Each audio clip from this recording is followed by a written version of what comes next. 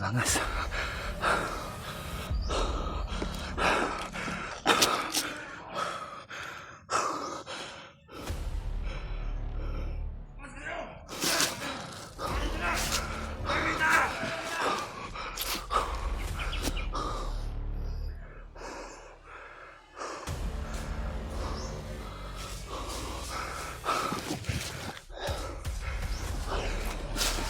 Bangas mo talo.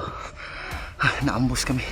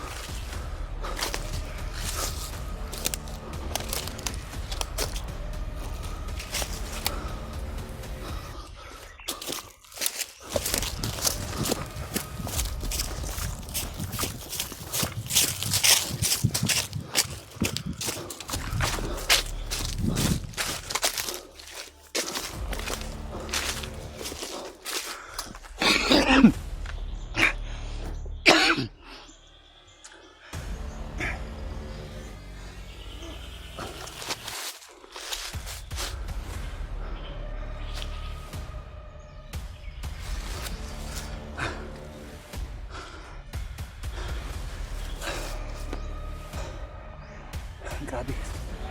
Daming tauhan ni Commander Bangas mo talo. Nagkakahiwalay kami.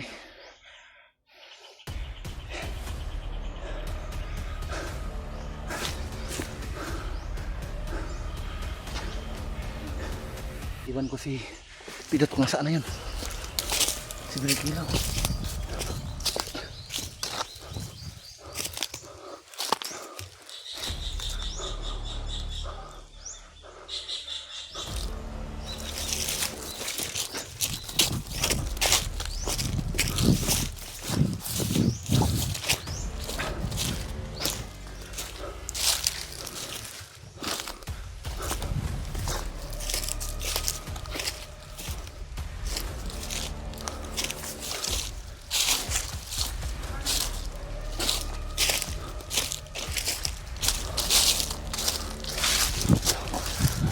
Bangas.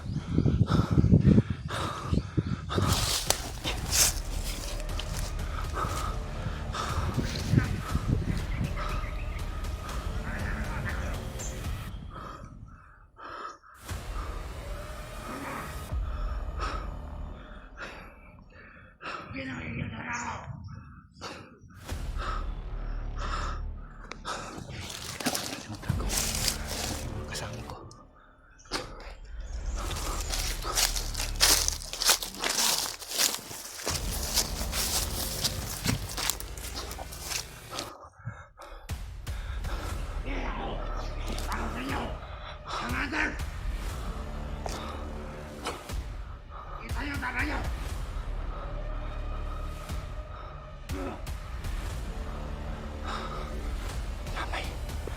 Pinag-alala ko ngayon mga tol, si Kilaw at si Brad Pilot kung saan sila punta.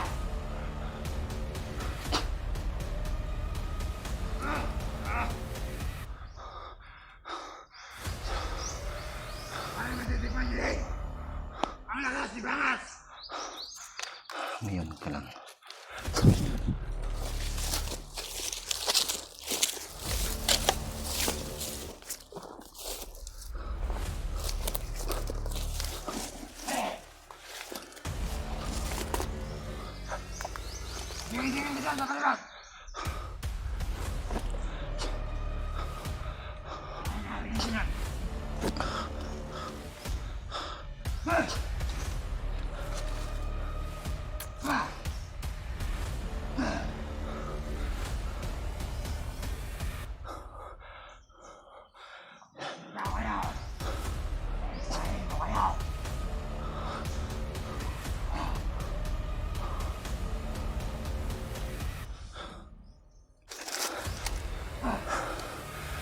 Hindi ko muna lalapitan.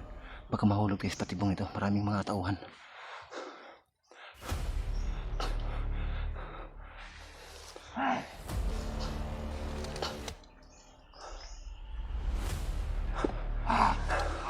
Mamaya na ako kikilos. Kailangan ko munang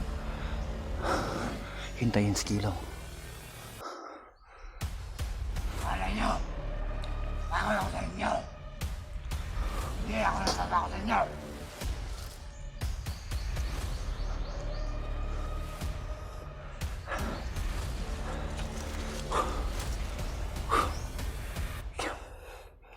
Hindi muna ako lalabas dito mga tol. Kailangan ko muna makita sila Kilaw. Kasi takot si Kilaw doon sa ano, espada ni Kilaw.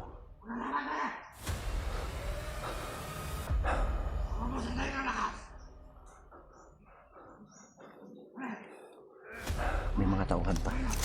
Okay na sana kung wala yung mga tauhan niya.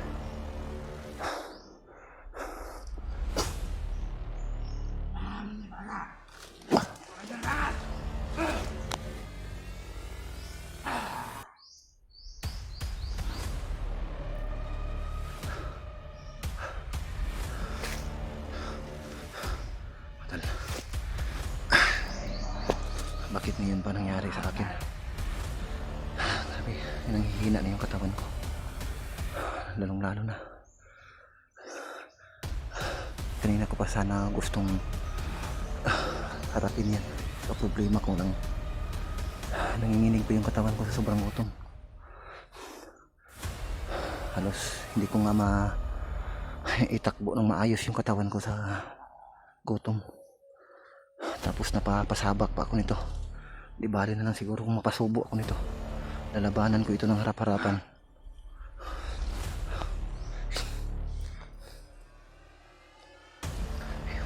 Hinahanap niya talaga yung mga tauhan niya. Nandyan lang yan sa ano.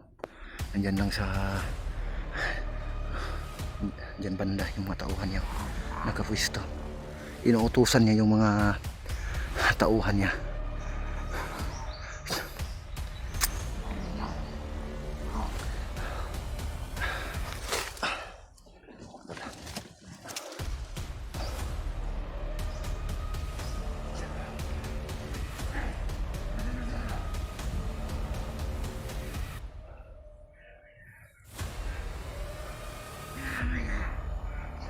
Grabe. Galit na galit si Commander Bangas dahil nakatakas si Remite. So sasalubungin na sana namin si Remite mga tol, kaso naharang kami, naambus kami. Grabe, sobrang pagod na yung katawan ko. Kailangan ko muna magtago pansamantala. Kailangan ko muna ng karagdagang lakas bago ako lalabas dito. Hindi ko pa kayang labanan sa ngayon si Commander Bangas mga tol. Maliban na lang kung pasubo ako, kung makorner nila ako. Kailangan ko munang mag-ipon ng lakas. Grabe, nanginginig talaga yung katawan ko sa sobrang gutom. Wala akong sapat na lakas dito laban sa kanya. Hindi niya ako makikita dito. Ay.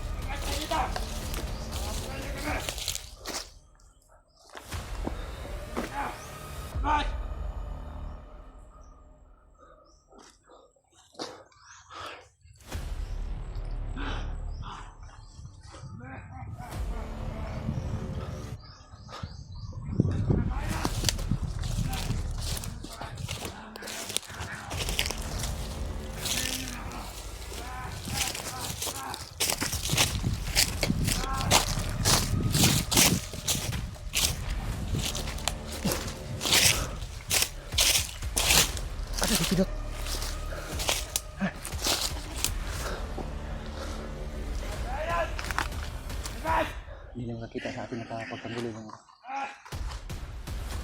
iwasan lang natin.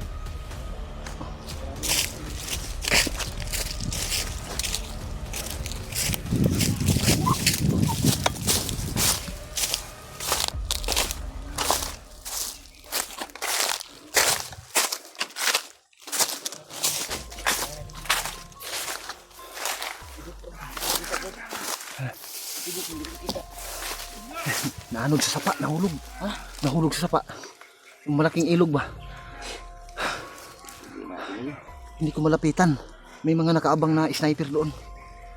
Bigla kasi sumulpot si Bangas. Madal. Katulad ng sinasabi ko kanina. Sasalubungin sana namin si Raymart. Bigla na lang nasagupa namin si Bangas. Problema namin ngayon. Maraming tawa niya, Brad. Kailangan mo na natin i-virus. Na-corner kami, napalibutan kami ng mga tauhan ni Bangas. Problema. Wala kaming laban sa ngayon mga tol dahil nanginginig yung katawan namin sa sobrang gutom. Nagbuto na tayo. Kailangan namin ng konting karagdagang lakas bago namin haharapin to.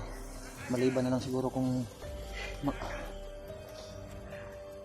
mahawakan na kami.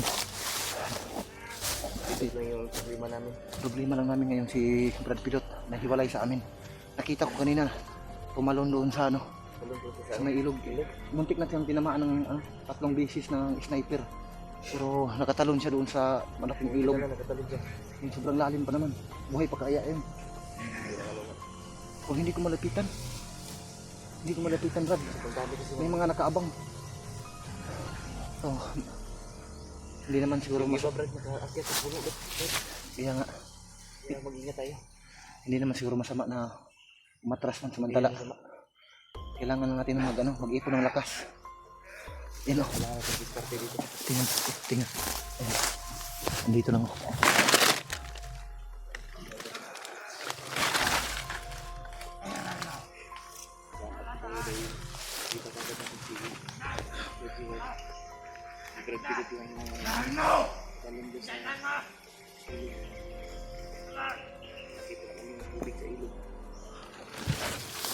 Brad, pilitin natin makarating doon sa ilog, Brad. Baka sakaling mariski natin si Pilot. Kailangan natin? Oh, iwasan muna natin yan. Puntahan natin doon sa ilog.